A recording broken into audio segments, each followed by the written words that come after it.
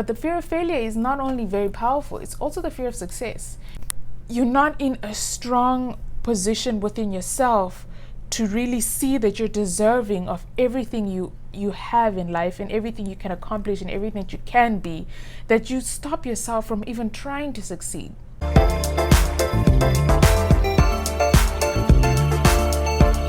Hey friends, how are you guys doing? Welcome back to my channel, and if you're new here, my name is Meke, and on this channel we explore strategies and tools to help us live healthier, happier, and more productive lives, and by being intentional and being the best version of ourselves. I hope you enjoy this video, and if you do, please click the like button and please subscribe, and let's get right into it.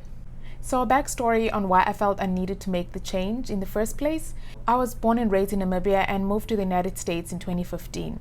And growing up, I've always felt the need to please everybody, to make everybody happy, make sure that they are content, even if it was at the cost of my own joy and happiness. However, I've always never felt good enough. I never felt deserving of things. I would always question my value, and this is something that has, gone along with me over the years as I grew up. It's not something that someone instilled on me. It's not something that, someone kept pushing on me. It's just something that I've always felt.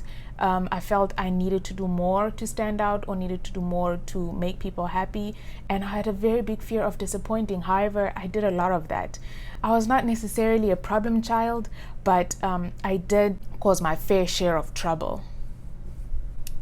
And as I grew up and, started developing true friends, people that really have the best of interests for me, they've started seeing things, or they would mention to me that they would see things in me that I don't see in myself, see potential in me that I do not see. And this was an eye-opener. You start questioning, like, what am I missing? What is it that they're seeing that I do not see? I always knew that there was something more to life than what I'm living right now, and I do not want to just be a mediocre and just live an ordinary life. I've always known that I want to touch people, I want to change people's lives.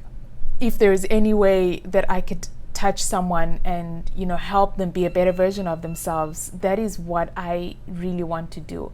And I always knew that there is just something, I just don't know how to do it. And also what comes into play is the self-destructive, habits that I've developed over the years that has held me back from doing what I really want to do.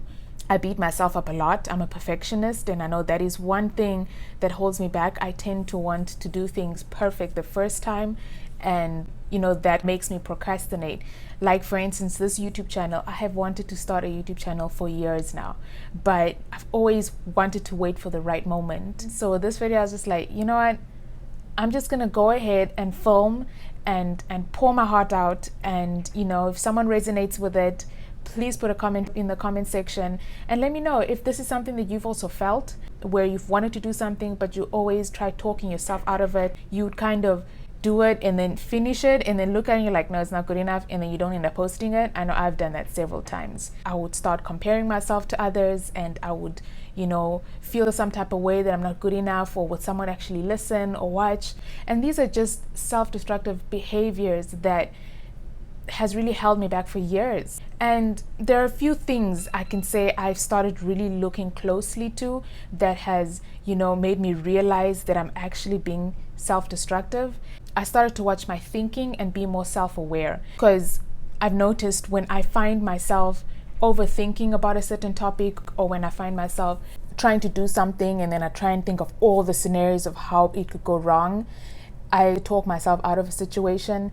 And when I've started realizing what I'm doing, when I've started being more self-aware, I would see that it's about to happen, and I would try and restructure, reprogram my mind, or kind of click a switch to be like, no, that's not going to happen.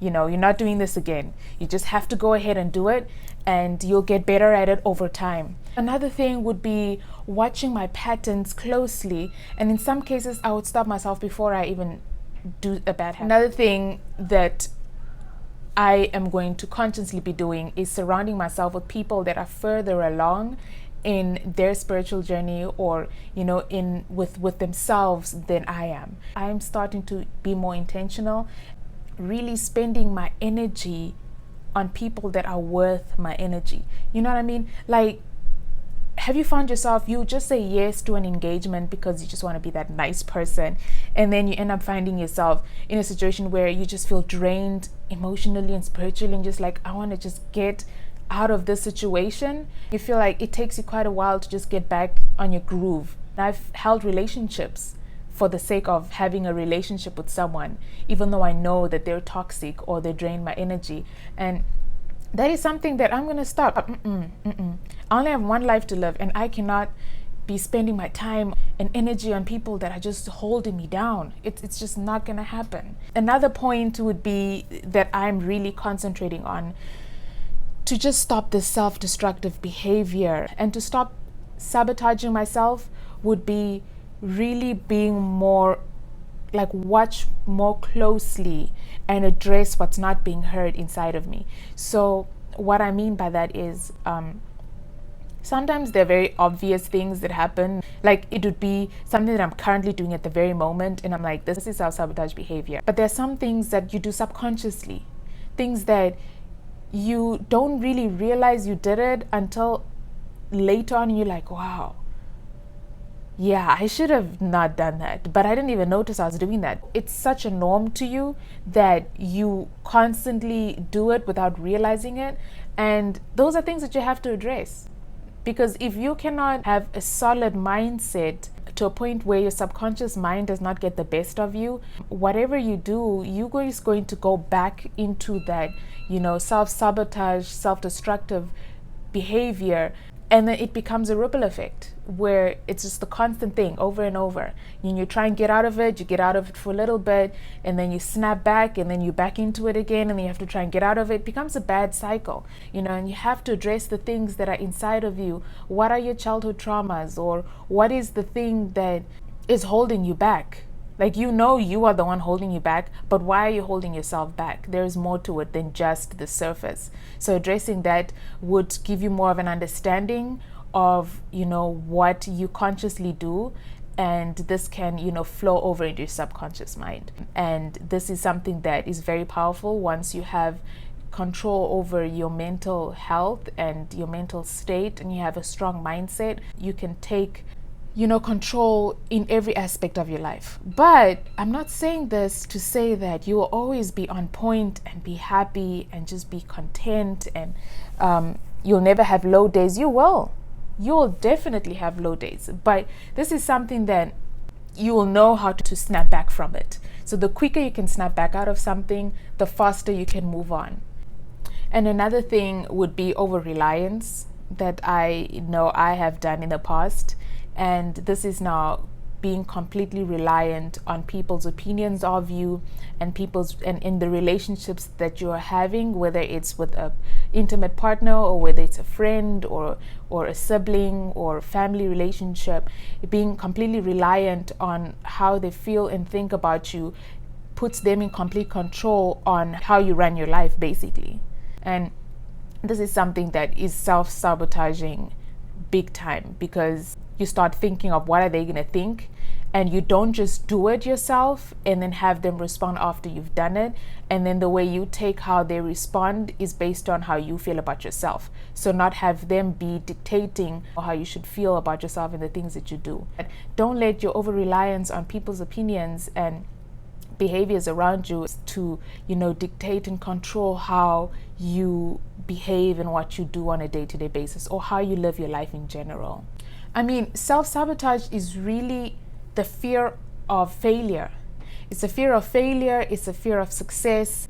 It's just the fear of the not knowing what's going to happen afterwards. It's a fear of you trying something out and you're like, is it going to fail? And if it's going to fail, I might as well not try it, spare the heartache. But the heartache would be more not actually doing it, and it's the feeling of regret. That's what eats you up the most. Rather try it out and fail and learn from your mistakes, and try it again until you succeed. But the fear of failure is not only very powerful, it's also the fear of success. It's you're not in a strong position within yourself to really see that you're deserving of everything you have in life, and everything you can accomplish, and everything that you can be, that you stop yourself from even trying to succeed. You're afraid of, what if it actually blows up. And people's opinions are going to have on you. Yes, if you choose to lead, you're going to have more and more people have an opinion on your life. So you have to stand strong within yourself and know your worth and know your value to a point where people's opinions do not shake you. But we're human, so yes, we will be shaken and probably hurt, and feelings will be touched and stuff like that. But then it does not define who you are as a person. Just stop to ask yourself, have you ever given yourself permission to succeed? Or are you intimidated by the fear of failure that you don't even end up trying to do it?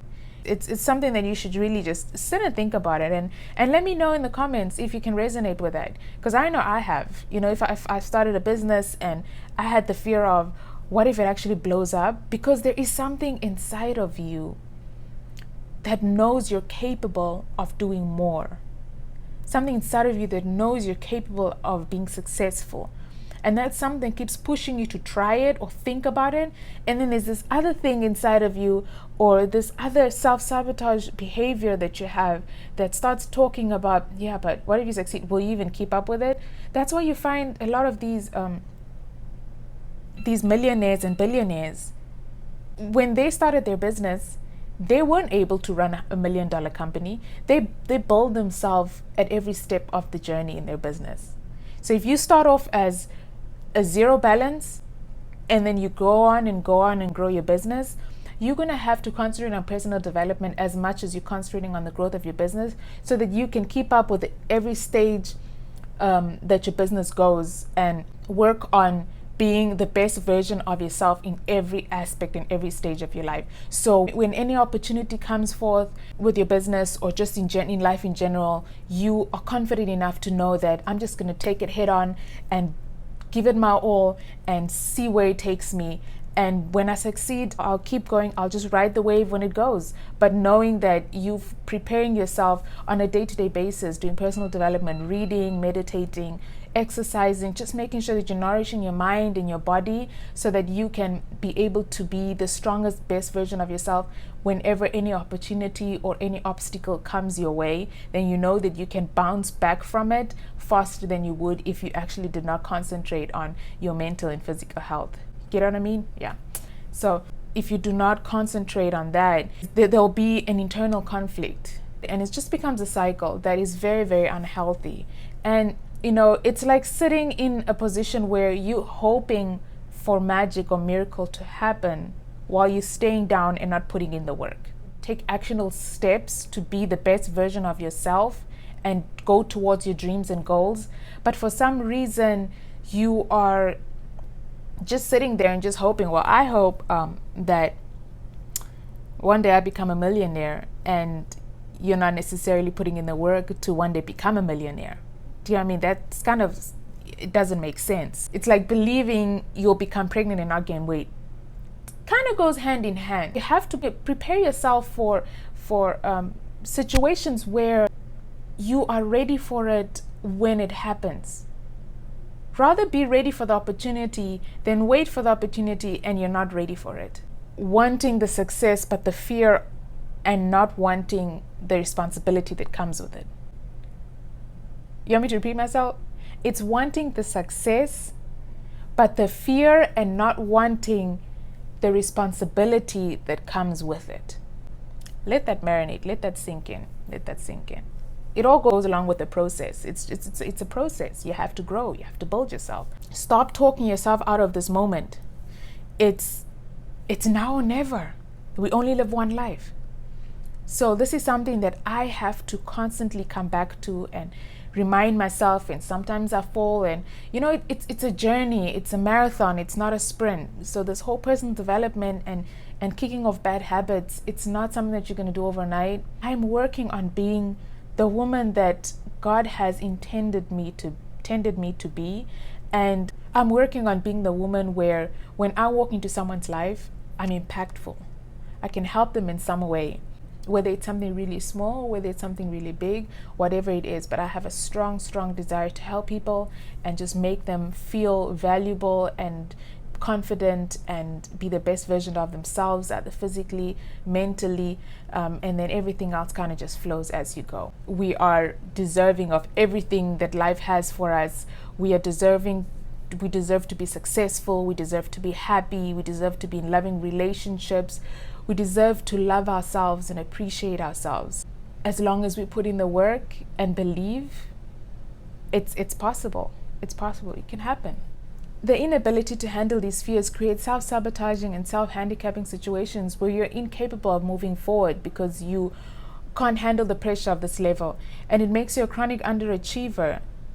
And when you start going too high, you start to do little things subconsciously that slow down your progress and sabotage your next move, and you stay down there and you stay safe. You prefer staying in a safe environment where you're not uncomfortable, and the only way you can grow is being uncomfortable.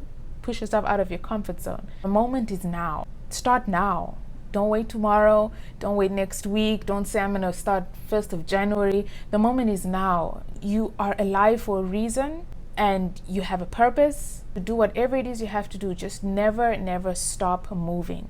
Keep moving. Even if your progress is slow at start, just keep moving. And on that note, thank you guys so much for joining me. And if you've watched all the way to the end, thank you so much. I appreciate it.